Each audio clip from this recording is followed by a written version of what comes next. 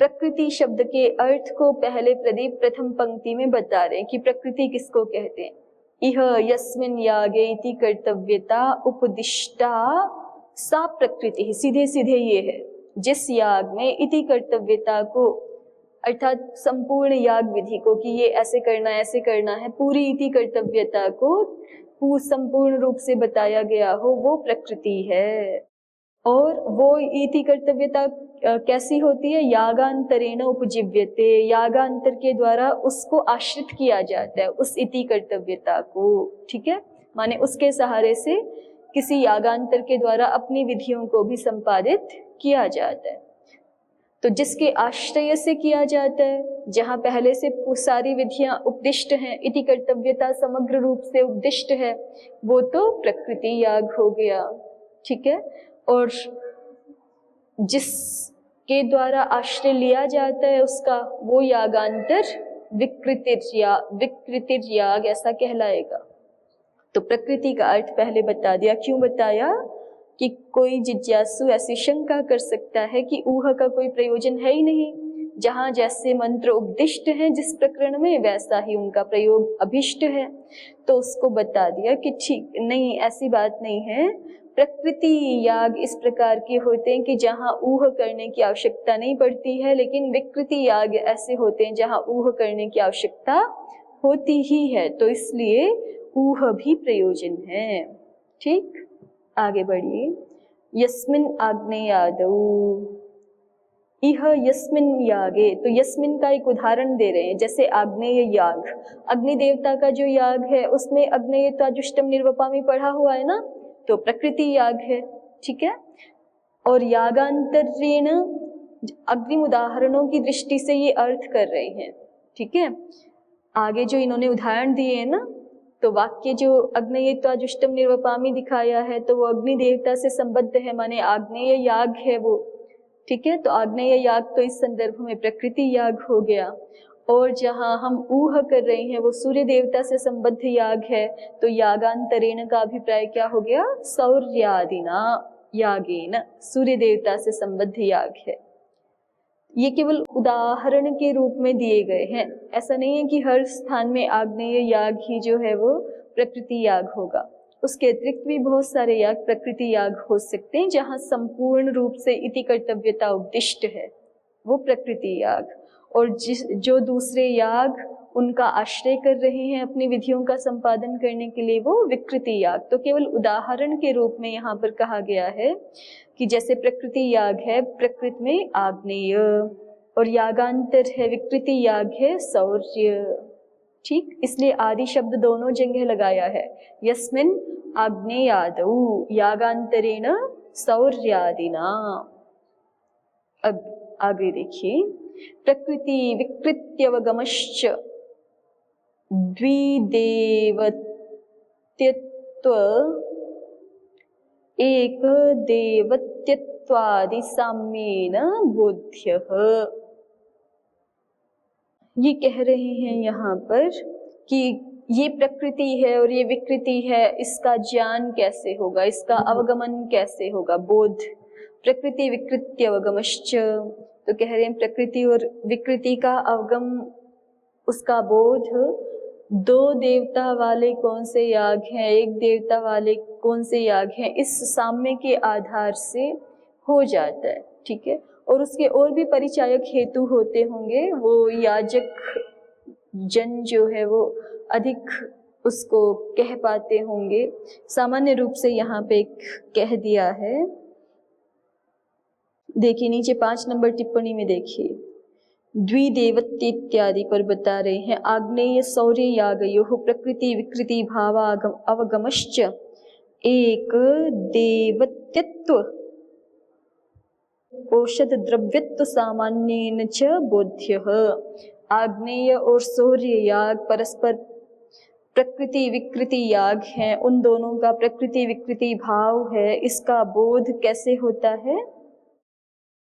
क्योंकि उन दोनों में एक देवता है, दोनों में ही एक देवता के लिए याग किया जा रहा है, और औषध द्रव्य भी समान ही है, दोनों में ही चरु का ही निर्वपन किया जा रहा है ना, तो इससे उनके प्रकृति विकृति भाव का अवगम हो जाता है। समान, यदि संख्या समान होगी, जो एक देवता वाला ही याग अग्नि देवता वाला याग है, एक ही देवता सूर्य देवता है, तो संख्या की दृष्टि से और औषध द्रव्य की दृष्टि से प्रकृति विकृति का बोध हो रहा है। ठीक है, मूल तो वही है कि प्रकृति में इति कर्तव्यता संपूर्ण रूप से उपदिष्ट है। ठीक है, और सौर्य याग की प्रकृति के रूप में हम अग्नि याग को कैसे पहचान सकते कि वहां भी बिल्कुल ऐसा ही है, एक ही देवता के लिए याग किया जा रहा है और चरु का ही निर्वपन दोनों स्थानों पर हो रहा है। तो जैसे वहां मंत्र है वैसे ही यहाँ भी होगा, ये ऊह हो सकती है। ठीक है, और भी दिखा रहे हैं एक दो देवता वाला दर्श पूर्णमासयोः प्रयाजादीनां च द्विदेवत्यत्व पशुद्रव्यत्व सामान्येन च बोध्यः। दर्श याग और पूर्णमास याग, ये भी जो है वो परस्पर प्रकृति विकृति याग हैं। कैसे ये दो, और प्रयाज आदि भी प्रकृति विकृति हैं। कैसे? क्योंकि ये सारे दो दो देवता वाले हैं और इनमें जो पशु रूप द्रव्य है उसका भी साम्य ही है, इसलिए वो प्रकृति विकृति हैं परस्पर। चले हम मूल में वापस आते हैं, उद्योत में। यस्मिन् आग्नेयादौ यागान्तरेण सौर्यादिना प्रकृति विकृत्यवगमश्च द्विदेवत्यत्व एक देवत्यत्व आदि साम्येन बोध्यः। अन्यत्र पठित मंत्राणाम कथम अन्यत्र गमनम मताः प्रकृतिवद्। अब कोई कहे कि अन्यत्र प्रकरण में पठित मंत्र हैं, उनका दूसरी जगह गमन कैसे हो जाएगा, वो दूसरी जगह कैसे ले जाए जा सकेंगे? तो प्रकृतिवत विकृति कर्तव्या, ये निर्देश है मीमांसकों का, ये न्याय है। ठीक है, मीमांसकों के द्वारा इस न्याय को स्वीकार किया जाता है। तो इसके अनुसार अन्य प्रकरण में पठित मंत्र भी अन्य प्रकरण में चले जाते। यथा सोपकारा प्रकृतिरनुष्ठीयते तथा विकृतिरपीति तदर्थः। जिस प्रकार से सोपकारा प्रकृतिरनुष्ठीयते माने सब अंग सहित, सोपकार का मतलब है अंग सहित। इस पे सोपकारा प्रकृति माने अंग सहित प्रकृति, इस पे आप चाहें तो ये जो बीच वाली छाया टीका है ना, इस दूसरे कॉलम में नीचे से दूसरी पंक्ति देखिए, यथेति पे, यथा सोपकारा प्रकृतिरनुष्ठीयते पर प्रकृतावंगानि येनोपकारेण ताम उपकुर्वन्ति यथा विकृतौ अपि तेन तेन उपकारेणैव तानि ताम उपकुर्वन्ति इत्यर्थः।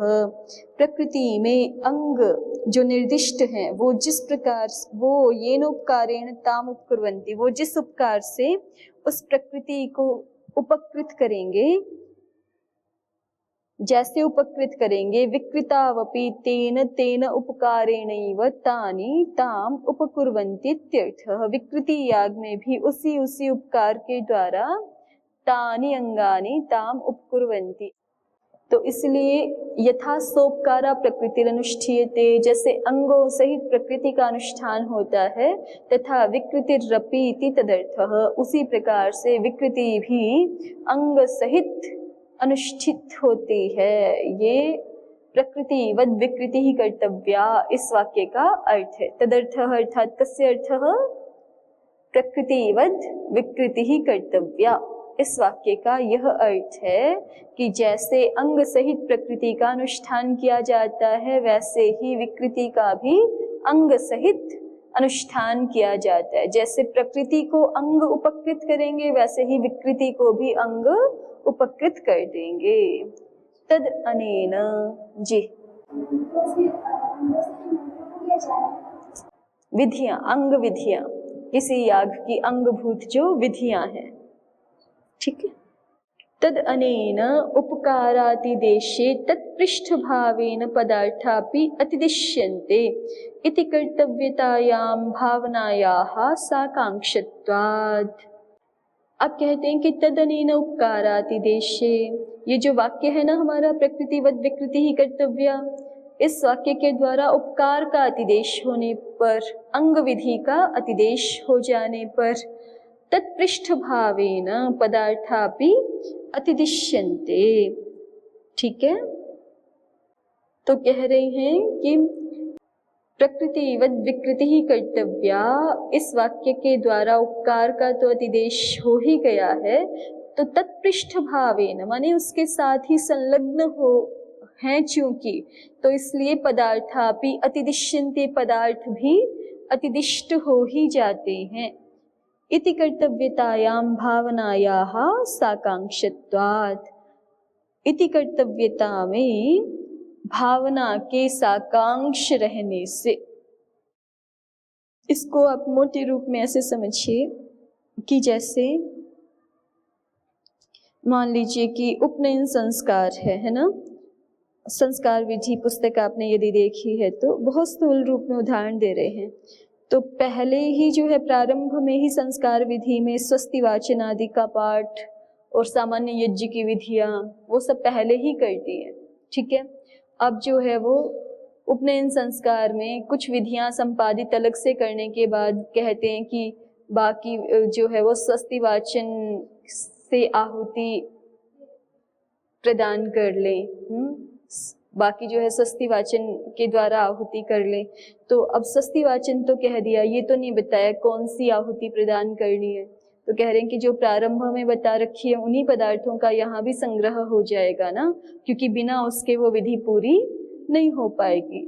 यहाँ पे भी वही बात कह रहे हैं कि प्रकृतिवद विकृति कर्तव्य, इससे जो है सो इसके द्वारा उपकार का तो अतिदेश हो गया, माने अंग का तो अतिदेश हो गया, लेकिन चूंकि उसके साथ पदार्थ भी जुड़ा हुआ है, बिना पदार्थ के विधि पूरी नहीं होगी, अंग विधि पूर्ण हो नहीं पाएगी, तो इसलिए पदार्थापि अतिदिश्यन्ते, पदार्थों का भी अतिदेश हो ही गया, ऐसा मान लिया जाता है।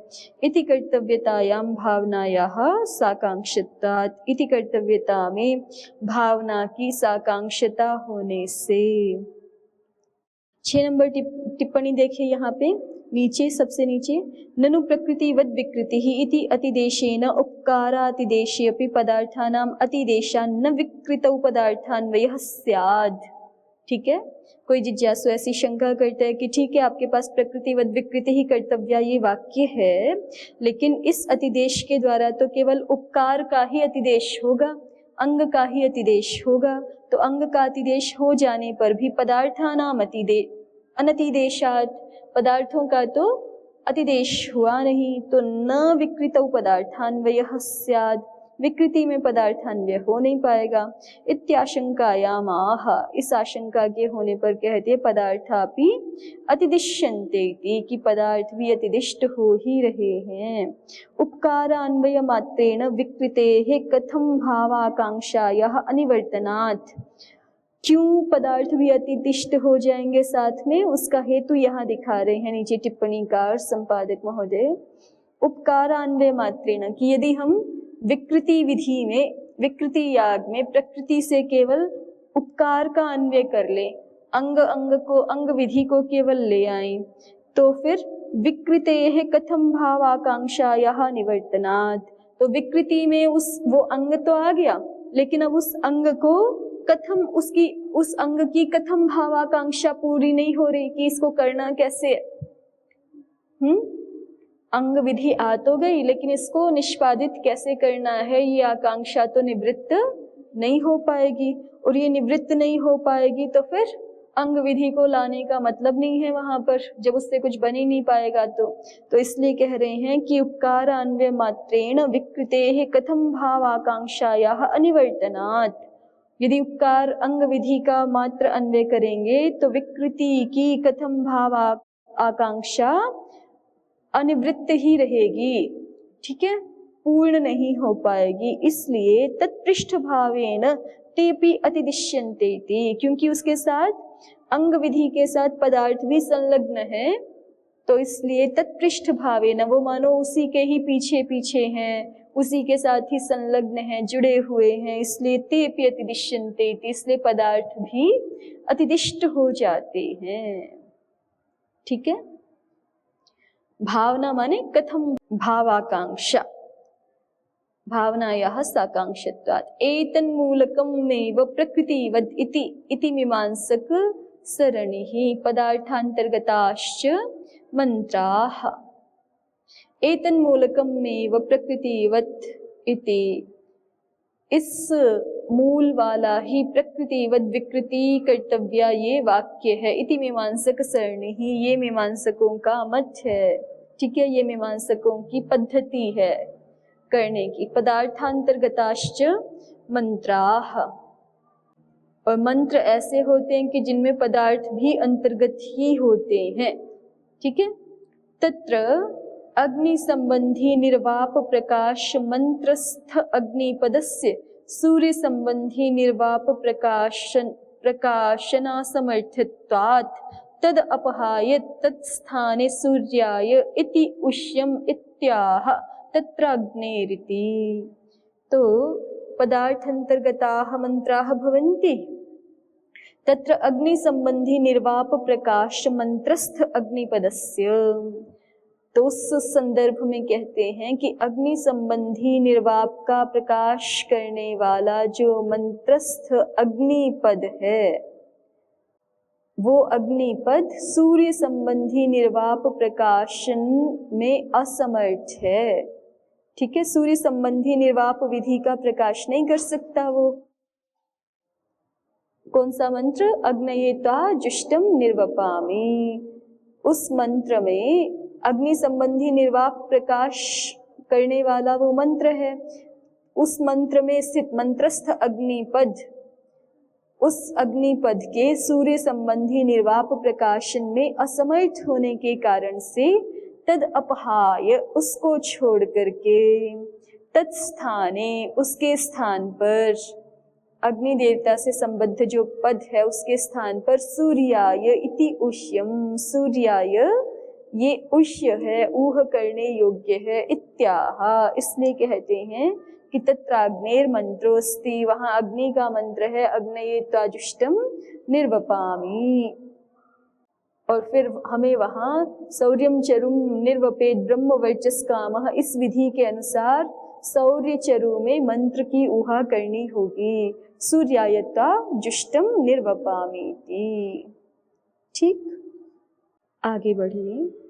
मंत्र उष्यतेति यद्यप्यूहेन मंत्रत्वं तथाप्येकदेशस्य ऊहेऽपि अनेक पद समुदाये मंत्रत्व प्रत्यभिज्ञानात् तद्घटिते समुदाये मंत्रत्व व्यवहारः कर्मणः सांगत्यं चेति बोध्यं सोऽयं प्रकृत्यूहः अन्येऽपि उष्याः। कहते हैं कि यद्यपि ऊहेन मंत्रत्वं, यद्यपि जो हमने ऊहा की है ना, जिसकी या ऊह किया है जिस शब्द का, उस शब्द का मंत्रत्व नहीं है, ठीक है।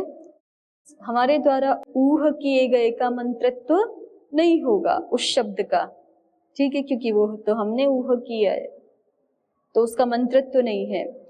फिर कैसे उसको मंत्र बोलेंगे? तो कह रहे हैं कि तथापि एक देशस्य ऊहेऽपि, फिर भी बात ऐसी है कि एक देश की ऊहा की है, पूरा वाक्य है और उसमें हमने केवल एक अवयव शब्द की, एक अवयव पद की ऊह की है, तो इसलिए तथापि एक देशस्य ऊहेऽपि अनेक पद समुदाये मंत्रत्व प्रत्यभिज्ञानात्, अनेक पद के समुदाय में मंत्रत्व का प्रत्यभिज्ञान हो रहा है। जैसे अग्नये त्वा जुष्टम निर्वपामि, इसको मंत्र स्वीकार कर रहे हैं ना, ये तो पढ़ा ही हुआ है साक्षात, इसका तो मंत्रत्व है ही। उसी तरह से सूर्याय त्वा जुष्टम निर्वपामि, ये जो अनेक पद समुदाय है इसमें मंत्रत्व का प्रत्यभिज्ञान हो रहा है कि ये तो जैसे अग्नये त्वा जुष्टम निर्वपामि था वैसे ही है, तो अनेक पद समुदाय में तो मंत्रत्व का प्रत्यभिज्ञान हो जाएगा, मंत्रत्व की पहचान हो जाएगी। जो हमने केवल सूर्याय ये ऊह की है, इस ऊह मात्र में तो मंत्रत्व नहीं है, लेकिन चूंकि अनेक पद समुदाय में मंत्रत्व का प्रत्यभिज्ञान होता है, इसलिए तद्घटिते समुदाये, तद्घटिते समुदाय अर्थात ऊह पद घटिते समुदाये मंत्रत्व व्यवहारः, ऊह पद से युक्त जो समुदाय है, ऊह पद से घटित जो समुदाय है, उसमें भी मंत्रत्व का व्यवहार हो जाता है। कर्मणः सांगत्यं चेति बोध्यम, और कर्म की सांगता भी निष्पन्न हो जाती है, ये जानना चाहिए। सोयम प्रकृत्यूह, तो इस तरह से ये प्रकृत्यूह है। अन्य पीयूष्याः, इसी तरह से अन्य शब्द भी जो है अन्य प्रकरणों में उष्य होते हैं, वो अन्य भी उह्याः, अन्य भी ऊहा करने योग्य हैं। ऊहज्य से ही आर्त्विज्य लाभेन द्रव्य प्राप्ति द्वारा ऐहिक सुख सिद्धि ही फलमिति बोध्यम। और फिर कोई कहे कि नहीं, हाँ ठीक है, आप बता रहे हैं जो है वो शब्दानुशासन का प्रयोजन ऊह है, ऊह कर पाएंगे ठीक से, हमें ऊह भी क्यों करनी है, कोई कहे। तो पहले तो हमने देखा कि उस समय में जब ये ग्रंथ का प्रणयन हुआ होगा, उस समय याग कर्म जीवन के अंगभूत ही थे, उनकी बहुत व्यापकता थी, तो ऊह करना भी आवश्यक ही था। और साथ में उद्योतकार उसको आगे लौकिक व्यवहार से भी जोड़ रहे हैं कि जो ऊह करना जानता होगा वो आर्त्विज्य लाभ कर लेगा।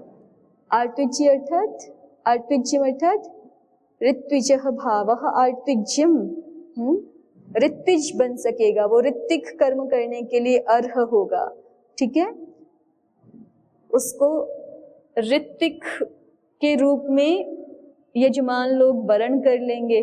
ठीक है, तो उसको आर्त्विज्य लाभ हो जाएगा। तो उस जो ऋत्विक बनता है फिर उसको दक्षिणा तो प्राप्त होती है ना यजमान के द्वारा, क्योंकि बिना दक्षिणा के कोई यज्ञ सफल होता नहीं है, पूर्ण होता नहीं है। तो ऊहज्य से ही आर्त्विज्य लाभेन द्रव्य प्राप्ति द्वारा उसको आर्त्विज्य कर्म का लाभ होगा, आर्त्विज्य पद का लाभ होगा, उसके द्वारा उसको द्रव्य प्राप्ति होगी, उसके द्वारा द्रव्य जिसके पास होता है, धन संपदा जिसके पास होती है, उसके ऐहिक सुख की सिद्धि होती है। इति फलम बोध्यम, तो इस प्रकार से ऐहिक सुख की सिद्धि भी यहाँ पर फल जानना चाहिए। ठीक है, शब्दानुशासन के अध्ययन का प्रयोजन ऐहिक सुख की सिद्धि भी है। ऐहिक माने इहलौकिक, इस संसार का सुख, धन संपदा आदि भौतिक संसाधनों से भी तो सुख होता है ना। और यज्ञ में ऋत्विक बनेगा तो उसको पद प्रतिष्ठा भी प्राप्त हो ही रही है, धन लाभ भी हो ही रहा है। तो ये व्याकरण शास्त्र के अध्ययन से ऐहिक सुख की सिद्धि भी होती है, ये फल जानना चाहिए। भाष्य, लिंग पदम च प्रकृत्यादेर उपलक्षणम, भाष्य में न सर्वैर लिंगैर ये पढ़ा है, तो लिंग पद को प्रकृति आदि का भी उपलक्षण दिखा रहे हैं। केवल लिंग ही नहीं पढ़ा, ऐसा थोड़े है जैसे सूर्यायत्ता जुष्टम निर्वपामि, वहां प्रकृति भी तो नहीं पढ़ी हुई ना, मतलब प्रकृति और फिर उससे विशिष्ट लिंग वाला शब्द ऐसे नहीं पढ़ा हुआ होगा। तो प्रकृति आदि का भी ये उपलक्षण है, ऐसे समझ लेना चाहिए। लिंग ही का मतलब है सर्वलिंग बोधकई ही पदई ही। ठीक है, और विभक्ति भी का अर्थ है सर्व विभक्त्यंत पदई ही तत्र निर्देशाः न सन्ति वेदे मंत्राः न निगदिताः सन्ति। यथा यथमिति ते चावश्यम यज्ञगतेन यथार्थम विपरिणमयितव्याः। यथा यथम ये पद कहाँ है भाई? प्रदीप में कहीं दिखा है? यथार्थम तो है, भाष्य में यथा यथम नहीं है ना। अर्थ प्रकाशन सामर्थ्य अनतिलंघनेन इत्यर्थः। तो नीचे टिप्पणी दी हुई है, यथार्थम को ही उद्योतकार ने यथा यथम इस रूप में पढ़ा है। हो सकता है उनके पास जो पाठ होगा वो यथार्थम के स्थान पर यथा यथम होगा। अभिप्राय तो एक ही है, यथार्थम कहें या यथा यथम कहें, एक ही अभिप्राय है दोनों का। तो यथा यथम का अर्थ क्या कर रहे हैं उद्योतकार? अर्थ प्रकाशन सामर्थ्य अनतिलंघनेन इत्यर्थः। तो जो व्यक्ति यज्ञ कर रहा है उसके द्वारा विभक्तियों का अथवा लिंग बोधक पदों का विपरिणाम करना योग्य है, उसको करना आवश्यक होता है, लेकिन वो कैसा करना चाहिए? यथार्थम विपरिणमितव्याः, माने अर्थ प्रकाशन सामर्थ्य का अतिलंघन ना होने लग जाए, उस प्रकार से पदों का विपरिणाम करना योग्य है। ठीक हुआ? तो ये पूरा हो गया हमारा ऊह प्रयोजन। ऊह खल्वपि न सर्वैर्लिंगैर्न च सर्वाभिर्विभक्तिभिर्वेदे मंत्रा निगदिताः ते च अवश्यं यज्जगतेन यथार्थं विपरिणमयितव्याः तान्न वैयाकरणः शक्नोति यथार्थं विपरिणमयितुं तस्मादध्येयं व्याकरणम् इति। अग्रिम प्रयोजन है हमारा प्रयोजक परक। आगमः खल्वपि। आगमः खल्वपि शब्दानुशासनस्य प्रयोजनः, ऐसा अर्थ है ना। आगमः खल्वपि शब्दानुशासनस्य प्रयोजनः, आगम भी निश्चित रूप से शब्दानुशासन का प्रयोजक है। ठीक है, उसमें प्रेरित करने वाला हेतु है कि शब्दानुशासन का अध्ययन अध्येता को करना ही चाहिए। ब्राह्मणेन निष्कारणो धर्मः षडंगो वेदोध्येयो ज्ञेयः। ब्राह्मणेन षडंगः वेदः अध्येयः ज्ञेयः, ऐसे अन्वय कीजिए इसका। ब्राह्मण के द्वारा ये षडंग वेद अध्ययन भी किया जाना चाहिए और उसका ठीक से ज्ञान भी किया जाना चाहिए। ठीक है, उसको ठीक से जानना भी चाहिए। इति निष्कारणः धर्मः, ये ब्राह्मण का क्या है? निष्कारण धर्म है। ठीक है, किसी भी लौकिक कामना से रहित हो करके उसका ये धर्म है। उसको नित्य कर्म की भांति षडंग वेद का अध्ययन और ज्ञान करना ही चाहिए। प्रधानम च षट्सु अंगेषु व्याकरणम, फिर कोई कहे कि 6 अंग को, 6 वेद को, षडंग वेद को पढ़ने के लिए जानने के लिए कहा है ना, व्याकरण को पढ़ने जानने के लिए कहाँ कहा है? तो उसी को बता रहे हैं कि प्रधानम च षट्सु अंगेषु व्याकरणम, षडंग वेद को पढ़ने जानने के लिए जब कहा है तो 6 अंगों में प्रधान व्याकरण ही है। प्रधाने कृतो यत्नः फलवान भवति, और प्रधान में जब हम पुरुषार्थ कर लेते हैं तो हमारा वो यत्न फल युक्त हो जाता है, फलवान हो जाता है। प्रधान को सिद्ध कर लिया तो फिर जो अन्य गौण हैं उनमें तो सिद्धि प्राप्त हो ही जाती है। प्रदीपः आगमः इति। आगमः प्रयोजनः प्रवर्तको नित्यकर्मतां व्याकरणाध्ययनस्य दर्शयति। आगमः प्रयोजनः प्रवर्तकः, देखो इन्होंने यहाँ पे प्रयोजनः पुल्लिंग पढ़ ही दिया ना, और उसका अर्थ प्रवर्तकः ऐसा दिखा दिया। प्रवर्तकः कहो, प्रयोजकः कहो, एक ही बात है। तो जो पीछे दिखा के आए हैं वो यहाँ पर प्रदीप आकर के उसको यहाँ स्पष्ट कर ही रहे हैं।